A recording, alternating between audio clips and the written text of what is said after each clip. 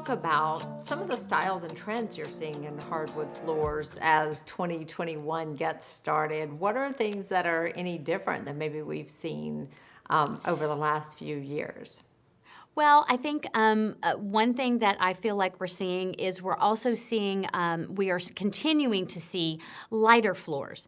I think people have discovered that a dark floor is going to tend to show more dust, more crumbs, more debris on your floor than a light or mid-toned floor might do.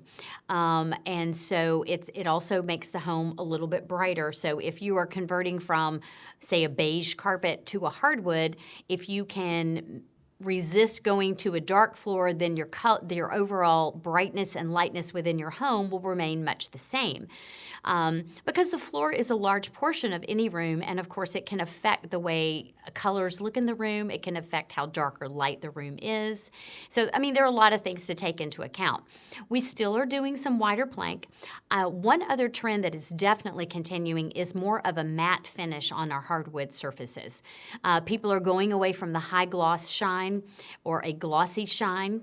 We're going more to a matte finish. Some of that is function and some of that is design.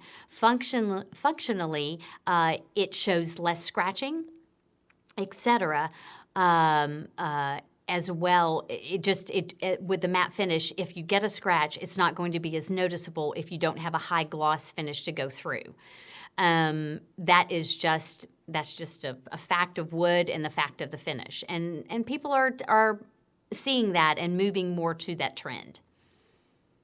Are you seeing more grays at all with the hardwood floors, or is it just pretty much, just lighter colors in general? For a while, everybody went crazy on gray. So are On you gray? seeing that in the hardwoods? Yes. Yeah. No, I am seeing some warmer tones come into play. Definitely, like I said, it still may be a lighter floor, but it definitely has a little more warmth. I think people are finding that a slightly warmer floor can also go with most any decor. They're not necessarily going to an orange or a red undertone, but they are definitely warming up their floor just a little bit. We also are doing a lot of white oak because a white oak has less of a pink undertone than a red oak does. And therefore, when you stain it in a lighter finish, it's not going to pull that pink or reddish undertone. It's going to pull more of a neutral color. So sometimes if you're going a little darker, then you're going to pull a little bit more of a neutral brown, or if you're going lighter, it's just going to be a little bit more of a light finish with a slightly different undertone. And that's working well with the colors that are out and around. Yeah, when we first moved in our house 14 years ago, so everything's out of style, right? Those very shiny hardwood floors were really in. And then since we did have some water staining and we had them redone and sand and finish, and we don't have that shiny look, and I like it so much better. Some people just feel like it's just lighter, brighter, just happier to a certain degree.